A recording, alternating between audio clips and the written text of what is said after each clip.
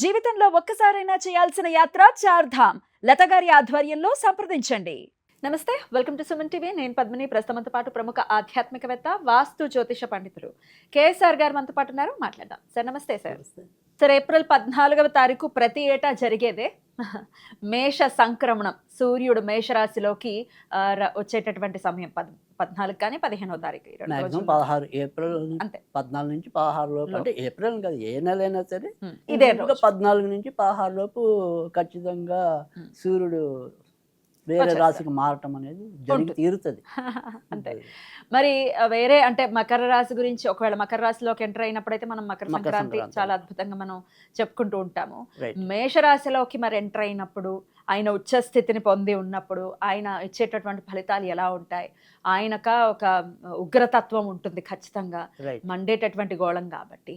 So మరి ఎట్లా ఉంటుంది? ఆయన ద్వాదశ రాశులకి ఎటువంటి ఫలితాలను ఇస్తాడు? శుక్రుడితో కలిసి ఉండబోతున్నాడు కాబట్టి మరి ఎటువంటి రిజల్ట్స్ ఉంటాయి? ఇవన్నీ ఒక్కసారి మీ ద్వారా తెలుసుకోవాలనుకుంటున్నాను సార్. తప్పకుండా. అంటే ఏదైనప్పటికీ కూడా, అంటే మనకి మకర సంక్రాంతి అనేది అక్కడ మకరంలోకి సూర్యుడు ప్రవేశించినప్పుడు విశిష్టత అనేది ఉన్నప్పటికీ కూడా, మామూలు యావత్ పురాణాలన్నింటిలో కూడా ఉన్నది ఏంటంటే, సూర్యుడు తులలో ఉన్నప్పుడు కానీ మేషంలో ఉన్నప్పుడు కానీ అసలు మామూలుగా అయితే నదీ స్నానాలు చేసేవాళ్ళు నదీ స్నానం చేయటం, తర్వాత తల స్నానాలు చేసేవాళ్ళు తల స్నానాలు చేయటం, చన్నీటి స్నానాలు చేయటం అనేది చెప్పిన సూత్రాలు. సో అందుకని అక్కడ నీచల్లో ఉన్నా చెయ్యాలి, ఇక్కడ ఓచులో ఉన్నా కూడా చెయ్యాలి. సో ఎందుకు అంటే కనుక, ఇక్కడ తులలో ఉన్నప్పుడు అంటే మనం భౌగోళిక పరిస్థితుల గురించి ఆలోచించినప్పుడు అయితే కనుక, మామూలుగా అయితే కనుక సాధారణంగా కార్తీక మాసం ఉంటుంది. తులలో సూర్యుడు ఉన్నప్పుడు జనరల్గా ఇక్కడ అతి చలిలో ఇక్కడ మనం ఉంటాం, అక్కడ అతి వేడిలో మనం ఉంటాం మేషంలోకి వచ్చినప్పుడు. మనకి ఖచ్చితంగా ఇదే సూర్యుడు మనకి భరణి నక్షత్రం తర్వాత కృత్తిక నక్షత్రాలు అట్లా వచ్చినప్పుడు ఈ కత్తెరలు ఏర్పడటం అనేది కూడా ఉంటుంది. అందుకని ఇక్కడి నుంచి ఎండలు పెరగటం అనేది కూడా మరింత ఎక్కువ అవటం అనేది కూడా ఉంటుంది. అందుకని ఆ సూర్యుడిని ప్రసన్నం చేసుకోవటం అనేది, అంటే అతి చలి నుంచి మనం కాపాడబడటం, అతి వేడి నుంచి కూడా మనం కాపాడబడటం. అందుకని ఇక్కడ సూర్య ఆరాధన అనేది అనివార్యంగా చెప్పి ఉండటం అనేది జరిగింది. సో అందుకని మకరంలో సూర్యుడు వచ్చినప్పుడు కేవలం పెద్దలకి వాళ్ళకి మనం చేయాల్సిన విధులు ఏవైతే ఉంటాయో అవే చేస్తాం. కానీ ఇక్కడుండే ఈ నెలలు కూడా ప్రతి ఒక్కళ్ళు కూడా ఎంతో కొంత సూర్య ఆరాధనకి వినియోగించడం అనేది. తర్వాత మనం విడిగా సూర్యుడు పుట్టింది మాఘమాసంలో కాబట్టి మాఘ ఆదివారాలన్నీ కూడా మనం చేస్తాం, విశేషంగా చేస్తూ ఉంటాం. ఇది సూర్య ఆరాధనకి మనకి బాగా పెద్దలు చెప్పిన మాసాలు. సో ఇప్పుడు ఖచ్చితంగా మేషంలో సూర్యుడు ఉండటం వల్ల సరే సామాజికంగా ఇందాక మనం చెప్పుకున్నట్టు ఎండలు అతిగా ఉంటాయి. తర్వాత ప్రస్తుతం అయితే కనుక కొత్తగా ఏమంటాం, ఇల్లులు కట్టడం అనేది ఉండదు, ఇప్పుడే కాదు. సో మే 2వ వారం, మే ఇంచుమించు 5వ తారీఖు నుంచి మే 27వ తారీఖు మధ్య కత్తెరీలు ఉంటాయి. సో వాస్తి కత్తెరి, అత్తే కదా, డొల్ల కత్తెరి ఇవన్నీ ఉంటాయి కదా. ఇవన్నీ యావరేజ్గా మే 5 నుంచి మే చివరి వరకు ఉంటాయి. ఎందుకంటే సూర్యుడు మళ్ళీ అక్కడ కూడా మనకి వృషభంలో కూడా ఉంటాడు కదా, కృత్తిక నక్షత్రంలో. సో అందుకని మొత్తం మీద అయితే కనుక ఈ మే చివరి దాకా కూడా అంటే ఇక్కడి నుంచి ఎండ ఎక్కువే, ఇంకా అయిపోయింది. అయితే మన చిన్నప్పుడు, మీ చిన్నప్పుడు కాదు కానీ మా చిన్నప్పుడు చెప్పినట్టుగా రోహిణి కార్తెల్లో రోళ్ళు బద్దలవుతాయన్నంత వేడి ఇప్పుడు చోట్ల రోహిణి నక్షత్రంలో సూర్యుడు వచ్చినప్పుడు చెప్తున్నాను. ఇప్పుడు చూడట్లేదా సార్? ఇప్పుడు అంత రోహిణి నక్షత్రంకి వచ్చేప్పుడు ఆల్మోస్ట్ చెదురుమదురుగా అక్కడ అన్ని చోట్ల కొంత వానలు పడిపోతుంటాయి. కానీ కొన్ని తరాల కిందట అయితే కనుక ఖచ్చితంగా రోడ్లు బద్దలు అవుతాయి అనేవాళ్ళు రోహిణి నక్షత్రం. అదేంటి సార్, ఇది వరకు పొల్యూషన్ అది ఎక్కువ లేకుండా ఉండి అప్పుడే బాగుండేదేమో అనుకునే వాళ్ళం మేము. కాదు, అప్పుడు రోడ్లు బద్దలు అవుతాయని అందుకే మరి శాస్త్రం వచ్చింది, అంత వేడి ఉండేది. సో అంటే ఇక్కడ రోహిణి అంటే ఎప్పుడైనా సరే మనం ఈ ఆంధ్రాలో రాయలసీమ కానీ మంచి గట్టి, వైజాగ్ కానీ ఆంధ్ర విజయవాడలో కానీ భయంకరమైన ఎండలు ఉంటాయి. అంటే మీకు మహా అయితే రాయలసీమలో ఉంటాయి, కడప ప్రాంతాల్లో అక్కడ బాగా ఎండలు ఉంటాయి, కొంతవరకు గుంటూరులో ఉంటాయి. సో ఆ ఎండలు కూడా వేరుంటాయి. శ్రీకాకుళం మళ్ళీ ఎండలు ఎక్కువ ఉంటాయి. అంటే ఇక్కడ మనకి కృష్ణా జిల్లా హైదరాబాద్ అంటే సో అందుకని మనకి ఇక్కడ అంత రోహిణి నక్షత్రం వచ్చేప్పటికి ఆల్మోస్ట్ వాళ్ళు మనం కొద్దిగా అంత వేడైన వాతావరణంలో ఉండం. రైట్.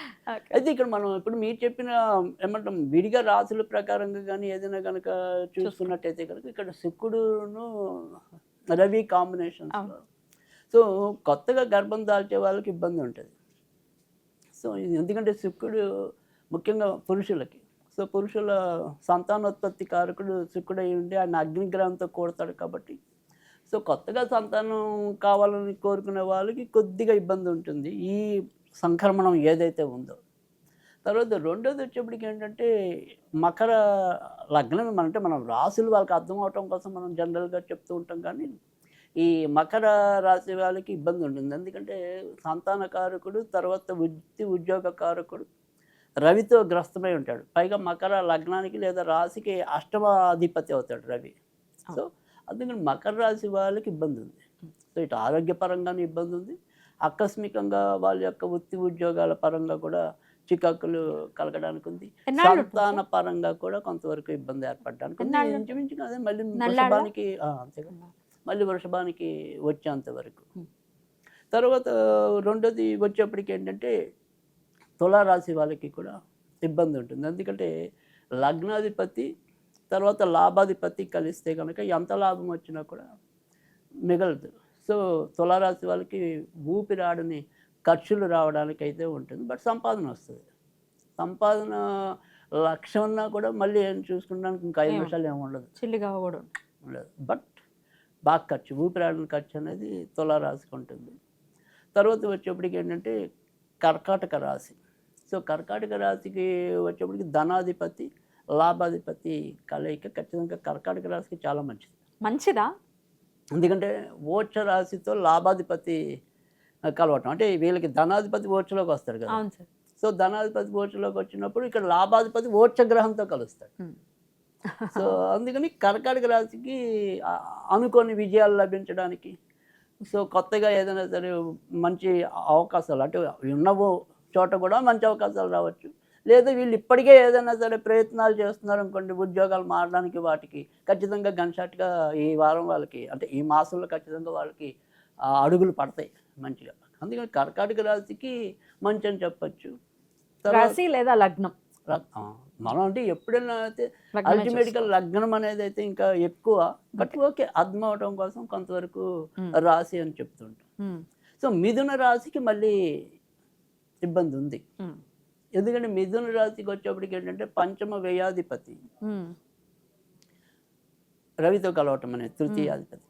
సో అందుకని వీళ్ళకి సంతానపరంగా ఖర్చులు పెరుగుతాయి. అంటే వీళ్ళ సంతానానికి ఏదైనా సరే బాగా పెద్ద చదువులు అంటే విదేశాలకు పంపించాలనో, ఇంకేదైనా చదువులు చదివించాలనో, లేదా శుభకార్యాలు చేయాలనో సంతాన మూలకమైన ఖర్చులు మిథున రాశికి ఎక్కువ అవుతాయి. తర్వాత ఇదే సమయంలో తోడబుట్టిన వాళ్ళతో విభేదాలు రావడానికి కూడా అవకాశం ఉంటుంది. మళ్ళీ వృషభ రాశికి కూడా అంత మంచి జరగదు. ఎందుకంటే వ్యయంలో వీళ్ళకి ప్రస్తుతం ఉండటం అనేది ఉంది. ఇంటి కారకుడు వ్యయంలో ఉంటాడు కనుక ఏదైనా సరే ఒక్కదానికే అదృష్టం. దేనికి అదృష్టము అంటే కనుక వీళ్ళు ఎప్పటికీ ఏదైనా సరే స్థలాలు కానీ ఇల్లులు కానీ అమ్మకానికి పెట్టారనుకోండి, అవి మాత్రం ఈ నెలలో అవుతాయి, టక్కన అయిపోతుంది ఒకవేళ అనుకుంటే గట్టిగా. ఎందుకంటే ఖచ్చితంగా లగ్నాధిపతితో చతుర్థాధిపతి వ్యయంలో కలుస్తాడు కాబట్టి ఖచ్చితంగా ఆ రకంగా మంచి అనేది ఉంటుంది.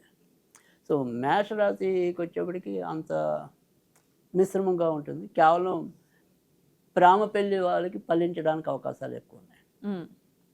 ఇంకా వీళ్ళకి కూడా ఊపిరందని ఖర్చులు రావటం అనేది ఉంటుంది. సో కన్యా రాశి వాళ్ళకి చాలా డేంజర్. ఎందుకంటే వ్యయాధిపతి అదృష్టకారకుడు అష్టమంలో కూడటం అనేది ఉంటుంది. సో అందుకని పరువు తక్కువ పనులు చేయొచ్చు ఒకసారి, లేదా పరువు తక్కువ పనుల దగ్గర వీళ్ళు బందీ అంటే ఉండటం, అంతేగా బహిర్గతం అవటం.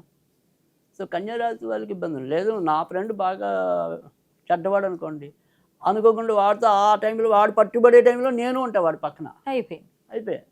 సో అందుకని కన్యారాశి వాళ్ళు ఖచ్చితంగా జాగ్రత్తగా ఉండటం అనేది చాలా అవసరం. సో తర్వాత వచ్చేప్పటికి సింహరాశికి చాలా మంచిది. ఎందుకంటే రాశ్యాధిపతి మంచి ఓర్చులోకి రావటం అనేది ఉంది. తర్వాత అక్కడ వాళ్ళు వృత్తి ఉద్యోగ కారకుడు కూడా కలవటం అనేది, సో ఖచ్చితంగా వృత్తి ఉద్యోగాల్లో ప్రాస్పెరిటీ అనేది పెరగటం అనేది ఉంటుంది. సో ఇంకా వృశ్చిక రాశి వారికి మాత్రం ప్రభుత్వ ఉద్యోగాల్లో ఉంటే చాలా మంచి ఉంటుంది, కానీ ఏవైనా సరే బదిలీలు ఉంటాయి. ధనుర్రాశి వారికి పంచమ స్థానంలో రవి ఓర్చులో ఉంటాడు కాబట్టి సినిమా రంగంలో ఉన్న వాళ్ళకైతే కనుక చాలా మంచి ఫలితాలు ఉంటాయి. ముఖ్యంగా దర్శకత్వ విధానంలో ఉన్న వాళ్ళకి యాక్టింగ్ రెండింటికి కూడా చాలా మంచిది. ధనుర్రాశి వాళ్ళకి సామాన్యులకు సార్ అంటే మామూలు అదే మామూలుగా అయితే ధనుర్రాశి వాళ్ళకి కూడా పెద్ద చెడ్డదేం కాదు. సో కుంభరాశికి కూడా మంచిదే. మంచిది. సో మేన రాశికి మంచిది కాదు. మంచిది. ఎందుకంటే రెండో ఇంట్లో అష్టమాధిపతి షష్టమాధిపతి ఇద్దరు కలిసి రెండో ఇంట్లో ఉంటారు. సో ఆర్థికంగా ఇబ్బందులు పడడానికి ఉంటుంది, అనారోగ్యాల రీత్యా డబ్బులు ఎక్కువ ఖర్చు అవ్వడానికి ఉంటుంది. సో అందుకని బాగా ఎక్కువ మంచి అని చెప్పాలంటే ఒక విధంగా నన్ను అడిగితే కర్కాటకమే. ప్రతి ఏటా ఇట్లానే పరిస్థితి ఉంటుందా సార్ మరి ఏప్రిల్లో కర్కాటక రాశి వారికి? సాధారణంగా ఉంటాయి. ఎందుకంటే వీళ్ళు కనీసం ఒక 4-5 రోజైనా ఖచ్చితంగా వాళ్ళ మూమెంట్లో కలిసి ఉంటారు. వాళ్ళు శుక్ర సూర్యులు కలిసి ఉంటారు. కనీసం 4-5 రోజులు అయితే ఖచ్చితంగా ఉంటారు. ఆ ఇంపాక్ట్ ని చూపించేస్తారు. ఆ ఇంపాక్ట్ అనేది ఆ 4-5 రోజుల్లోనే ఉండొచ్చు. సో అందుకని మంచిదే. సాధారణంగా ఏప్రిల్ నుంచి జూన్ దాకా జనరల్గా కర్కాటకానికి మంచిదనే చెప్తూ ఉంటాం. సో మంచి సో అయినప్పటికీ కూడా ఇప్పుడు ఈ రోజు చెప్పింది ఏంటంటే ఈ మేష సంక్రమణంలో పిల్లల గురించి చెప్పారు. ఎక్కువ పిల్లల ఆరోగ్యాలు అంటే వీళ్ళు సాధారణంగా పిల్లలు అనేది ఏంటంటే కొద్దిగా ఎండల్లో తిరుగుతూ ఉంటారు కదా, వడదెబ్బలు. ఇప్పుడంటే ఇండోర్ గేమ్స్ ఎక్కువ మనం ప్రాధాన్యత ఇస్తున్నాం, కానీ ఒకప్పుడంటే బయటికి వెళ్ళిపోతూ ఉంటారు, వాళ్ళకి తెలియదు కదా. అందుకని వడదెబ్బలు అవి ఎక్కువ తిరిగేవి. అందుకని ఇక్కడ మేష సంక్రమణంలో రోజు పిల్లల కోసమే చెప్పారు. సో పిల్లల చేత ఏదైనా సరే విసినకర్రలు కానీ గొడుగులు కానీ దానం చేయించడం అనేది కూడా ఉంది.